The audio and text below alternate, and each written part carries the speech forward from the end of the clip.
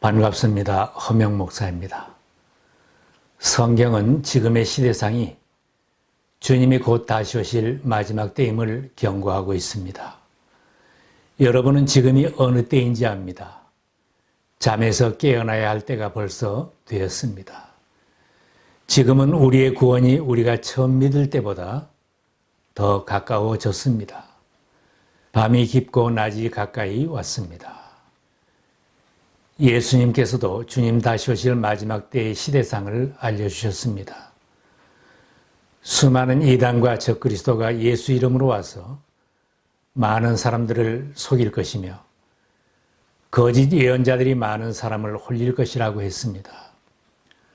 불법이 성하여 사람들의 사랑이 식을 것이며 전쟁과 기근과 지진으로 고통을 받을 것이라고 경고하셨습니다. 세상은 극단의 이기주의로 욕심을 부추기며 살아가게 하며 무자비하고 난폭하며 쾌락을 추구하는 풍조 속에 범죄가 성하고 인간관계가 악화되어 마음 놓고 살 수 없는 세상이 되었습니다. 개발한 첨단의 과학 문명이 오히려 우리들에게 화가 되어 돌아오는 심히 혼란스러운 시대입니다. 전 세계를 휩쓸고 있는 무서운 전염병과 가축 전염병, 나라들마다 핵무기로 서로 위협하는 지금의 현실은 깊은 밤 마지막 때임을 실감하게 해줍니다. 우리는 장차 일어날 일을 대비하며 살아야 합니다. 내가 들어갈 천국에 소망을 두고 다시 오실 주님에게 소망을 두고 믿음으로 준비하고 살아야 합니다. 모든 사람에게 장차 일어날 큰일 두 가지가 있습니다. 나 자신의 죽음과 다시 오시는 주님을 맞이하는 일입니다. 전쟁이나 지진이 아니더라도 모든 사람이 다 종말론적인 존재입니다. 아무리 건강하고 안전한 지대에 살고 있어도 생명이 다하여 하나님이 부르시면 누구나 아버지 집으로 돌아가야 합니다. 육신은 죽음을 맞이해도 우리의 영혼은 주님의 품으로 돌아가야 합니다. 영생이 준비된 영혼은 영생의 자리로 돌아가는 것입니다. 또한 예수님께서 말씀하신 대로 주님이 다시 오실 터인데 그때는 누구나 다시 오실 주님을 영접할 수 있어야 할 것입니다. 예수님의 동정녀 탄생, 죽으심과 부활하시고 승천하신 일들은 성경에 예언하고 약속한 대로 다 이루어졌습니다. 이제 남아있는 일은 예수님이 재림하시는 한 가지 일만 남아있습니다. 신약 성경에는 주님의 재림을 300번 이상 말씀하고 있으며 요한계시록은 예수님의 재림으로 결론되어 있습니다. 보아라, 내가 곧 가겠다. 나는 각 사람에게 그 행위대로 갚아주려고 상을 가지고 간다. 주님은 내가 진실로 속히 오리라고 말씀해 주셨습니다. 신앙인들은 주님이 살아있는 자와 죽은 자를 심판하러 오실 것이라고 믿음을 고백합니다. 그러나 사람들이 재림의 시기와 형편에 대하여 잘 모르기 때문에 궁금하게 여기기도 하고 또 문제들이 발생하고 있습니다. 초대교회부터 지금까지 말세라고 하면서 살아오지 않았는가? 속히 오리라고 하신 주님을 2000년이 넘게 기다렸으나 아직 이루어지지 않았기에 주님의 재림을 조롱하는 사람도 생기고 의심하거나 미혹하는 사람도 생겨났습니다. 성경에는 아직도 주님이 재림하시지 않는 이유를 말씀하고 있습니다. 하나님께서 정한 재림의 시간이 아직 도달하지 않았기 때문입니다.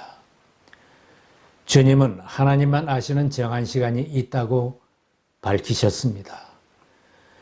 그러나 그 날과 그 시간은 아무도 모른다. 하늘의 천사들도 모르고 아들도 모르고 오직 아버지만 아신다. 재난이 발생하였거나 세상이 어지러울 때에는 많은 이단과 유혹하는 자들이 재림의 날을 마음대로 정해놓고 문제를 일으켰지만 그들이 정해놓은 날은 다 거짓이고 잘못된 것임이 판명되었습니다. 재림의 날은 하나님만 아시는 비밀이라고 했는데 그 비밀을 안다고 미혹하는 자들에게 속지 말아야 합니다.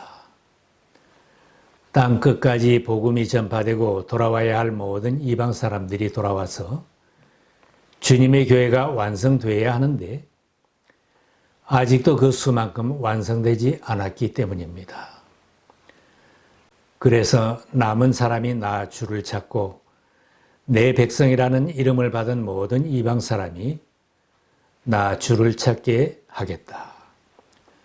하나님은 모든 이방인들의 수가 채워져서 주님의 교회가 완성되기를 기다리고 계시는 것입니다.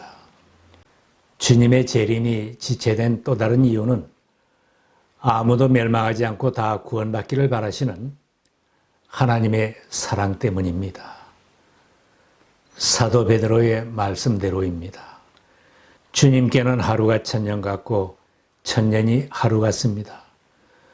어떤 이들이 생각하는 것과 같이 주님께서는 약속을 더디 지키시는 것이 아닙니다.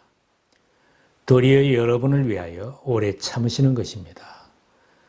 하나님께서는 아무도 멸망하지 않고 모두 회개하는 데에 이르기를 바라십니다.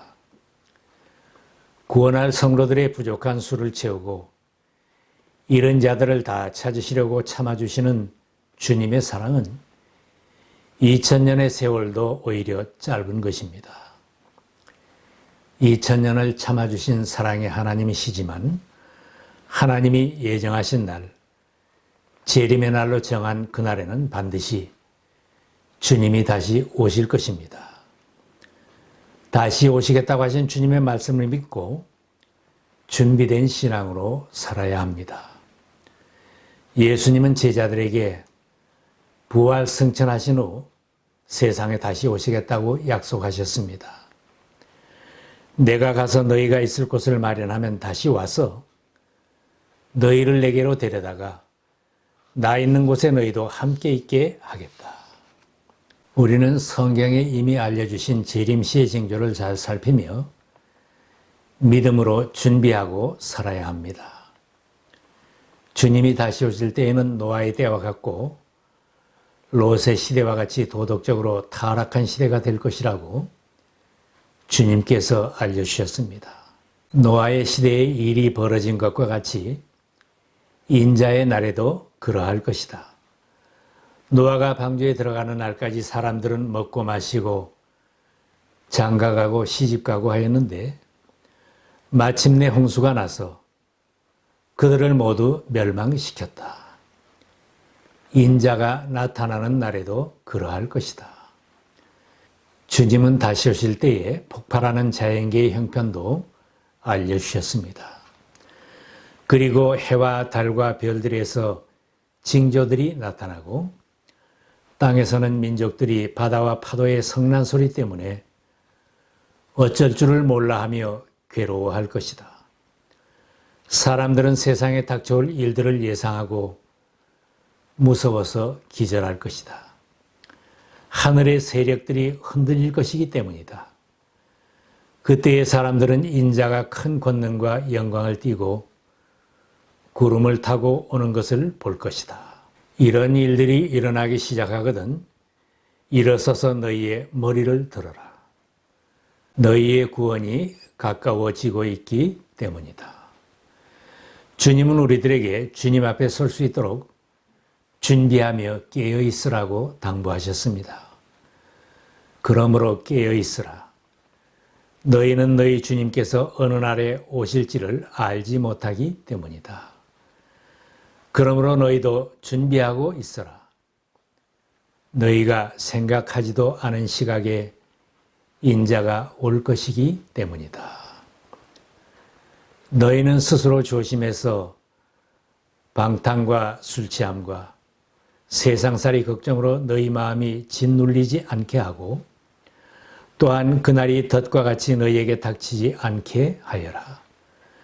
그날은 온 땅에 사는 모든 사람에게 닥칠 것이다.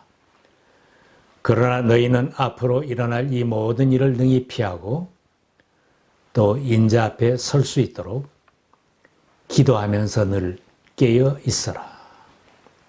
기쁨으로 주님을 만나려면 어둠에 있지 아니해야 합니다. 주님을 기쁨 중에 맞이하려면 어둠에 있지 말고 빛 가운데 사는 사람이 되어야 합니다. 성도들은 본질적으로 빛의 자녀들입니다. 너희가 전에는 어둠이었더니 이제는 주 안에 빛이라. 빛의 자녀들처럼 행하라. 모든 죄악된 요소를 끊어버리고 그리스도의 빛을 받아 빛을 발하며 의롭고 경건하게 살아야 합니다. 급변하는 환경과 제약이 만연하여 정신을 차릴 수 없는 세상에 살고 있어도 따로 서 있는 자로 살고 깨어 있어야 합니다. 사도 베드로는 어두운 시대에도 정신을 차리고 기도하며 살라고 했습니다. 만물의 마지막이 가까이 왔으니 그러므로 너희는 정신을 차리고 근신하여 기도하라. 말씀대로 마지막 때가 되면 미혹되는 사람도 많이 생기고 넘어지는 사람도 많이 생겨납니다. 어떤 사람들은 믿음에서 떠나 속이는 영과 악마의 교훈을 따를 것입니다. 오늘 시대가 바로 그런 시대입니다. 성도들까지도 복음을 전하고 주님의 일을 하는데 마음을 쏟지 못하고 헛된 일에 마음을 다 빼앗기고 살아갑니다. 여러 종류의 속이는 자가 있고 미혹하는 사기꾼도 수없이 교회와 성도들을 공격하고 있습니다. 교회를 약화시키는 현상들이 넘쳐나고 있지만 이런 때일수록 정신을 차리고 깨어 기도하며 살아야 합니다. 주님 오실 날이 가깝다고 사도 바울이 권면합니다. 여러분은 지금이 어느 때인지 압니다. 잠에서 깨어나야 할 때가 벌써 되었습니다. 지금은 우리의 구원이 우리가 처음 믿을 때보다 더 가까워졌습니다. 밤이 깊고 낮이 가까이 왔습니다. 그러므로 우리는 어둠의 행실을 벗어버리고 빛의 갑옷을 입읍시다. 낮에 행동하듯이 단정하게 행합시다. 호사한 연애와 술 취함, 음행과 방탕, 싸움과 시기에 빠지지 맙시다. 주 예수 그리스도로 옷을 입으십시오. 정욕을 채우려고 육신의 일을 꾀하지 마십시오. 오늘 밤 주님이 다시 오시고 하나님께서 내 생명을 찾으신다고 해도 후회될 일이 없어야 할 것입니다. 언젠가는 모든 사람에게 남은 날이 더 없을 것입니다. 넘기지 못한 달력이 있을 것입니다. 잠깐 후에 주님이 갑자기 다시 오신다고 해도 믿음으로 사는 사람은 생명의 부활로, 악한 자들은 사망의 부활로 주님 앞에 서게 될 것입니다. 믿음으로 준비된 사람은 주님 다시 오시는 그날에는 살아남아있는 우리가 그들과 함께 구름 속으로 이끌려 올라가서 공중에서 주님을 영접할 것입니다. 이리하여 우리가 항상 주님과 함께 있을 것입니다. 사도 바울은 우리의 신앙을 검증해 보라고 했습니다. 여러분은 자기가 믿음 안에 있는지를 스스로 시험해 보고 스스로 검증해 보십시오.